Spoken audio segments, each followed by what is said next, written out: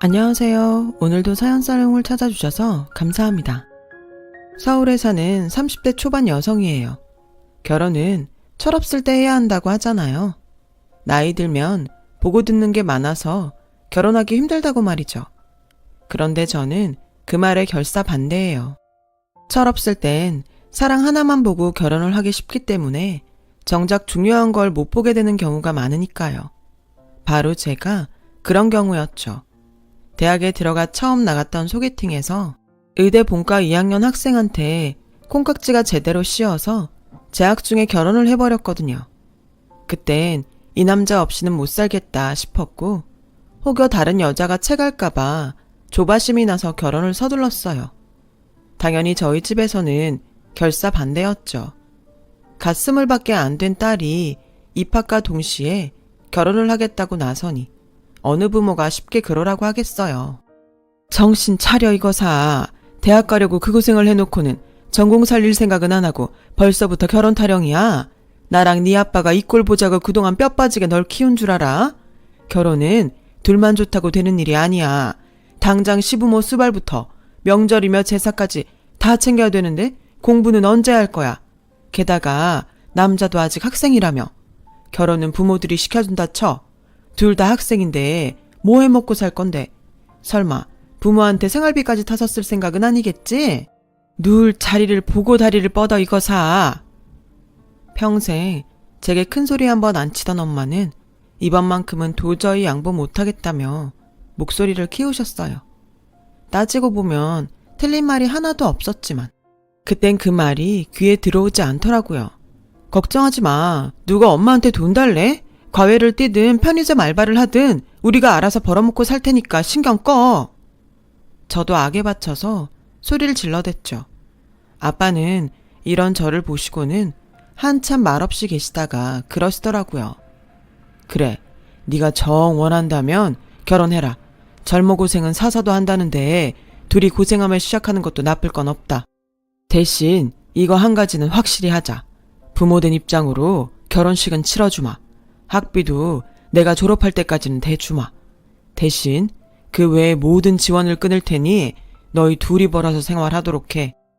아빠의 결정에도 엄마는 끝까지 반대를 하셨지만 결국 아빠의 뜻에 따르기로 하셨어요.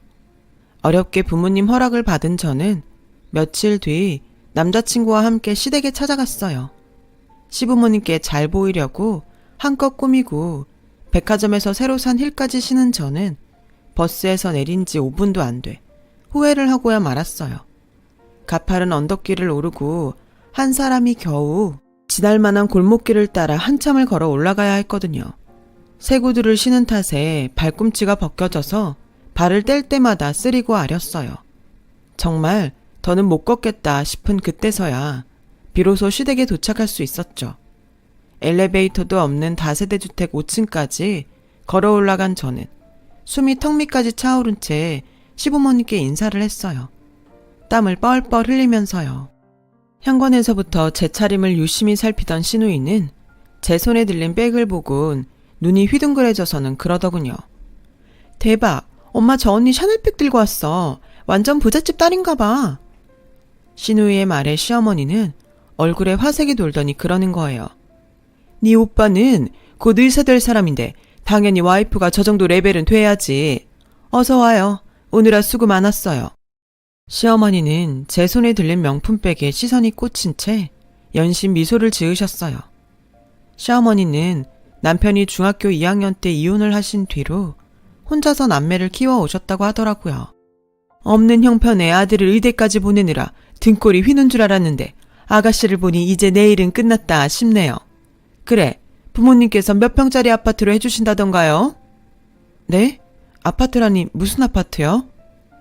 제 물음에 시어머니는 당연한 걸 묻냐는 표정으로 그러셨어요. 우리 애가 아직 본과 학생이긴 하지만 의사나 진배 없는데 당연히 여자 집에서 집이랑 차 정도는 혼수로 해와야죠. 아직 어려서 잘 모르나 본데 의사 남편 얻는 거 쉬운 거 아니에요? 의사고시만 패스하면 사회적 지위며 돈은 알아서 따라올 텐데 그 정도 투자는 당연히 해야지. 듣자하니 집도 꽤 산다던데 외동딸 시집 보내면서 설마 부모님이 그 정도도 안 해서 보내실라고. 서로 간에 맘 상하지 않는 선에서 해요. 시어머니는 이참에 한몫 단단히 잡으려고 작정한 사람처럼 첫 대면 자리에서 대놓고 혼수며 예단비까지 꼼꼼하게 요구하셨어요. 저는 드라마에서나 보던 상황을 몸소 겪어보니 어안이 벙벙한 게 정신을 못 차리겠더라고요. 그래서 그저 고개만 끄덕이고 있었죠. 집으로 오는 내내 기분이 찜찜했지만 일단 부모님께 맡기기로 했어요. 집에 돌아와 부모님께 아파트랑 차 얘기를 했더니 엄마가 방방 뛰셨어요. 의사 되려면 한참 멀었는데 벌써부터 한몫 챙길 궁리부터 하는 거 보니 시어머니 자리 됨됨이를 알겠다고요. 그러시면서 꼭 그런 집에 시집을 가야겠냐고 한 소리 하셨죠. 사실 저도 그 부분이 마음에 걸리긴 했지만 시어머니를 모시고 살 것도 아니라서 그냥 물러설 순 없었어요. 솔직히 틀린 말은 아니잖아. 본과 졸업하고 인턴 레지던트 마치면 의사 되는 거 사실인데 대접은 해줘야지. 엄마도 의사 사위 있으면 좋잖아. 그러니까 너무 그러지 마. 이거 사. 의대 다닌다고 다 의사 되냐? 시험 떨어지면 말짱 꽝이야. 그리고 의사가 아니라 의사 하랩이라도 그렇지. 금쪽 같은 내 새끼 내주는 것도 아까운데 왜 집이랑 차까지 해줘? 그렇게 돈 싸매고 할 거면 이 결혼 당장 때려쳐. 엄마는 이때다 싶었는지 강하게 밀고 나왔어요. 엄만 딸이 혼수도 변변히 못해가서 시댁 눈치 보고 살길 원해? 어차피 내가 살 집이고 내가 탈 차인데 좀 기분 좋게 해주면 안 되냐고. 엄마가 저 생각해서 하는 말인 건 알지만 서운한 마음에 눈물이 핑 돌더군요. 그러자 완강히 결혼을 반대하던 엄마도 한 걸음 물러서셨어요. 일단 집으로 오라고 그래. 사람을 봐야 허락을 하든 말든 하지. 그래서 다음날 남편을 집으로 불렀어요. 제가 아직은 학생이라서 가영이를 먹여 살릴 능력은 안 됩니다. 하지만 전문의 따는 대로 남편 노릇 제대로 하며 살겠습니다. 장인어른, 장모님 믿어주세요. 처음부터 반대만 하던 엄마는 남편을 만나보시고는 조금은 마음이 풀린 것 같았어요. 부모님께 깍듯하게 대하는 바른 모습에 꽤 호감이 생긴 것 같더라고요. 결국 저희 부모님은 못 이기는 척하며 28평 아파트와 소형차 한 대를 해주기로 하셨어요. 이 정도면 시댁에서 별 말 안 하겠다 싶어 다음날 시어머니께 말씀드렸더니 땅이 꺼져라 한숨을 쉬시지 뭐예요. 28평에서 답답하게 어떻게 사니? 게다가 의사 체면이 있지. 세상에나 소형차가 뭐니? 너도 참 그렇다. 부모님이 그러시면 너라도 나서서 좀 더 해달라고 했어야지. 입 꾹 다물고 있었던 거냐? 넌 어쩜 그렇게 생각이 없니? 결혼도 하기 전부터 네 남편 기죽일 작정인 거니? 그건 그렇고 우리 애 학비는 니네 집에서 대주는 거 맞지? 보다시피 우리 집 형편이 비싼 의대학비 될 처지가 못 된다. 지금까지도 허리띠 졸라매며 빚내서 보내고 있는 터라 당장 다음 학기부터 니네 집에서 학비 안 대주면 학교도 그만둬야 할 처지야. 네? 학비까지 대라고요? 그건 좀 곤란한데요. 산 넘어 산이라고 집이랑 차 문제를 해결하고 나니 이젠 학비까지 대라는데 정말 미치겠더라고요. 하지만 그렇다고 남편 학비까지 우리 부모님께 해달라고 할 순 없어서 우리 손에서 해결해보기로 했어요. 그리고 몇 달 뒤 드디어 우리는 결혼식을 올렸고 꿈에 그리던 신혼생활을 시작할 수 있었어요. 다행히도 부모님께서 우리 쪽 축의금을 비상금으로 쓰라며 제게 주신 덕분에 생활비와 다음 학기 남편 학비까지는 충당할 수 있었죠. 하지만 제가 알바를 해서 버는 돈이라곤 대학생 용돈도 안 되는 정도라서 축의금이 바닥이 나고부터는 눈앞이 캄캄해졌어요. 그래서 시어머니한테 일부라도 도와주실 수 없겠냐고 부탁을 드렸더니 인상부터 쓰시더라고요. 네 몸에 명품을 휘두르고 다니면서 돈 없다는 말이 나오니? 네 명품 가방만 팔아도 우리 애 한 학기 학비는 좋게 나오겠다. 학생이 건방지게 무슨 명품이니? 어머님은 이제 제 명품 백까지 팔아서 남편 학비를 대라고 요구하더라고요. 아빠가 대학에 합격했다고 사주셨던 가방이라 제겐 소중한 거라서 솔직히 망설여졌어요. 그래도 어떡하겠어요. 남편 대학은 졸업시켜야 하는데. 그래서 장롱에 고이 간직해두었던 명품 백을 모조리 꺼내서 강남에 있는 중고 명품 샵으로 향했어요. 남편이 의사만 되면 모두 되찾아오겠다 다짐을 하면서요. 근데 가격을 너무 안 쳐주는 거예요. 에게? 이거밖에 안 쳐줘요?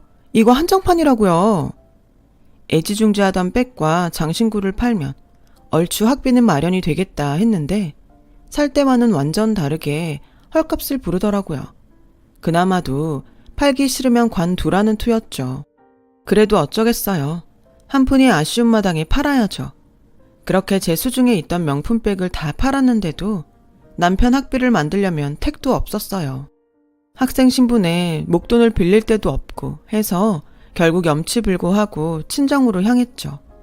이러니 저러니 해도 믿을 구석은 친정 부모님 뿐이니까요. 그런데 막상 집에 가보니 도저히 입이 안 떨어지더라고요. 결혼할 때 그렇게 챙겨주셨는데 또다시 돈 얘기를 꺼내는 게 너무 죄송했거든요. 그래서 혹시 돈 될 만한 게 뭐 없을까 고민하는데 그 순간 언젠가 엄마가 저한테 가지라고 했던 명품 백이 생각나더라고요. 그래서 안방 드레스룸으로 들어가 엄마가 가지라고 했던 명품 백을 들고 나왔어요. 일단은 먼저 돈으로 바꿔 쓰고 얘긴 나중에 해야겠다 생각했어요. 그렇게 엄마 몰래 가지고 나온 명품 백을 판 덕분에 남편의 다음 학기 등록금은 가까스로 마련이 됐어요. 하지만 버는 것보다 지출이 많은 처지라 학기가 바뀔 때마다 남편 등록금 걱정이 끊이지 않았어요.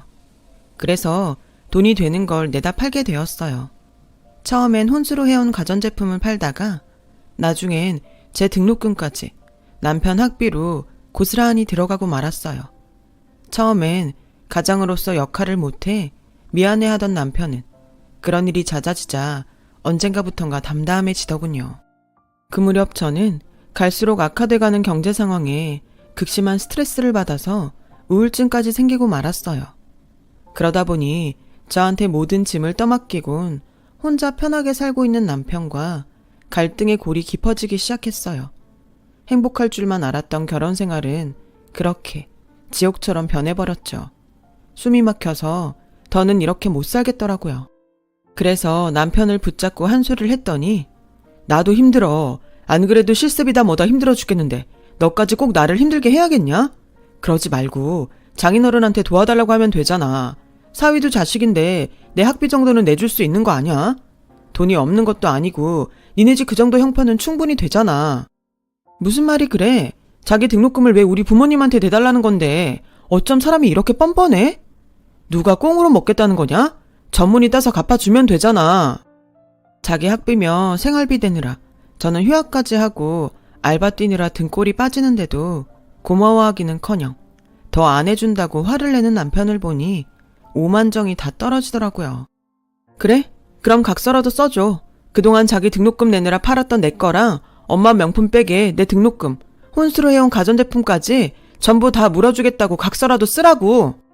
솔직히 받아내겠다는 생각은 없었지만 남편이 하도 괘씸해서 저는 기를 쓰고 각서를 받아내고야 말았어요. 그러자 그날 밤 시어머니가 집으로 찾아오셨더라고요. 남편한테 각서 얘기를 들었는지 잔뜩 화가 나서는 씩씩대면서요. 얘, 넌 무슨 애가 그 모양이니? 그깟 등록금 좀 낸다고 네 남편을 빚쟁이 취급해? 어디서 이게 되먹지 않은 짓거리야? 니네 친정에선 그렇게 가르치디? 막말로 네 남편 의사 되면 누가 제일 덕보는데? 너 아니니? 그럼 그 정도 투자는 해야 할 거 아냐. 니네 친정 부모님도 그렇다. 딸 자식 시집 보내놓고 나 몰라라 하는 게 말이 되니? 내 상식으로는 도저히 이해가 안 간다. 이래서야 우리 승훈이 전문 있다면 병원은 차려주겠냐고. 남들은 의사 사위를 업고도 다닌다는데 뭐 해준 게 있다고 내 아들을 들들 볶아? 네가 이렇게 나오니 나도 별 수 없구나. 이참에 나도 각서 한 장 받아야겠다. 너 내일 당장 가서 너희 부모님한테 우리 승원이 전문 있다면 병원 차려준다는 각서 한 장 받아와라. 어머님, 그게 무슨 말씀이세요? 왜 저희 부모님이 병원을 차려줘요? 어머머, 얘 좀 봐. 당연히 처가에서 해줘야지. 너 그 정도 각오도 없이 의사 사모님 되려고 했던 거니? 얘 정말 웃긴 애네. 병원 차려줄 자신 없으면 당장 이혼해. 나도 더는 너 며느리로 볼 생각 없다. 그때 알았어요. 이 사람들과는 도저히 말이 통하지 않는다는 걸요. 사랑만 믿고 했던 결혼이 얼마나 철없는 짓이었는지 말이죠. 그날 이후 남편과 저는 각방을 쓰기 시작했고 급기야 남편은 집에 들어오는 날보다 외박을 하는 날이 많아졌어요. 그러던 어느 날이었죠. 신우이가 제 샤넬백 좀 빌려달라고 저희 집에 찾아왔더라고요. 샤넬백이요? 아가씨 오빠 등록금 내느라 팔아먹은 지 오래예요. 어머, 그걸 팔았어요? 중고로 팔면 완전 똥값인데 이럴 줄 알았으면 진작 빌렸을걸. 그나저나 언니가 지금 이렇게 한가하게 있을 때가 아니에요. 언니네서 오빠 병원 안 차려준다고 그랬다면서요? 엄마가 완전 열받아서 오빠 새장가 보내겠다고 벼르던데 겁 안 나요? 오빠 본과 졸업도 얼마 안 남았고 의사고시 패스야 당연히 할 거고. 그럼 의사 되는 건 시간 문제인데 그동안 추가하라 뒷바라지한 거 도로아미탑을 되는 거라고요. 엄마가 오늘 오빠 병원에 간댔으니까 언니도 빨리 가봐요. 내가 같은 여자로서 언니 인생이 하도 불쌍해서 알려주는 거니까 고마운 줄이나 알라고요. 이게 도대체 무슨 소린가 싶었어요. 아내가 버젓이 있는데 세상가라니요. 자다가 봉창 두드리는 소리였지만 그래도 혹시 몰라서 저는 그 길로 남편이 실습 중인 병원으로 찾아갔어요. 병원에 도착해보니 남편이 1층 로비에 나와 있더라고요. 그래서 남편을 향해 손을 흔들려는데 저기서 시어머니가 걸어오지 뭐예요. 그 순간 신우이 말이 사실임을 알았어요. 남편과 시어머니 차림이 평소와 너무도 달랐거든요. 모자는 병원 1층에 있는 커피숍으로 들어갔고 저는 그 뒤를 밟았어요. 시어머니는 두리번거리며 눅을 찾더니 이내 남편을 이끌고 안쪽 테이블로 가서 합석을 하더군요. 그곳엔 중년 여성과 젊은 여자가 나란히 앉아 기다리고 있었어요. 딱 봐도 선보는 자리 같더라고요. 순간 다리에 힘이 풀려서 아무 자리에나 앉아버렸어요. 남편이 자리한 테이블에선 화기애애한 분위기로 대화를 나누는 게 보였지만 거리가 멀어서 무슨 말이 오가는지는 들리지 않았어요. 분명한 건 요 근래 나를 향해 미소 지은 적 없던 남편이 맞선녀를 향해 오래전 제게 그랬던 것 같은 다정한 미소를 보이고 있더란 거였죠. 그 모습에 저는 돌아서 나왔어요. 이 남자한테 더는 기대할 게 없다는 걸 알았으니까요. 그리곤 정처 없이 길을 걸었어요. 얼마나 걸었는지 하늘이 컴컴하게 변해 있더라고요. 정신을 차리고 보니 낯익은 대문이 눈앞에 보이더라고요. 바로 부모님이 계신 우리 집이었어요. 대문 앞에 섰는데 차마 배를 누를 엄두가 나지 않았어요. 남자에 미쳐서 부모도 버리고 떠난 못난 딸년이 무슨 염치로 배를 눌러요. 그래서 한참을 대문 앞에 서서 우두커니 서 있는데 뒤에서 저를 부르는 익숙한 목소리가 들리더라고요. 외출 나갔다 돌아온 엄마였어요. 엄마를 보자마자 나도 모르게 주르륵 눈물이 쏟아져 내렸고 그런 절 본 엄마는 한 걸음에 달려와 저를 안아주셨어요. 저는 서러운 마음에 창피한 줄도 모르고 길바닥에 서서 엉엉 울고 말았어요. 그날 밤 저는 부모님께 지금까지 있었던 일들을 사실대로 털어놓았고 단단히 화가 난 아빠는 그 길로 바로 변호사를 선임해 제 이혼 소송을 맡기셨어요.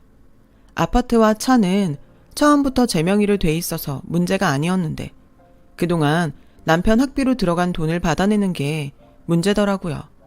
각서를 받아놓긴 했지만 공증을 받은 게 아니라서 법적 효력이 없었거든요. 그래서 그걸 포기하는 대신 위자료를 청구하기로 했어요. 결혼 생활 중에 선자리에 나간 사실을 근거로 결혼 파탄의 책임과 그로 인한 정신적 피해 보상을 청구했어요. 남편과 시어머니가 그런 사실이 없다고 잡아댈 걸 대비해 미리 맞선 상대 여성을 찾아가 혼인증명서를 보여주고 남편이 유부남이었음을 알려주었어요. 덕분에 상대 여성이 증인을 서주어서 이혼 성립과 더불어 위자료도 받을 수 있었죠.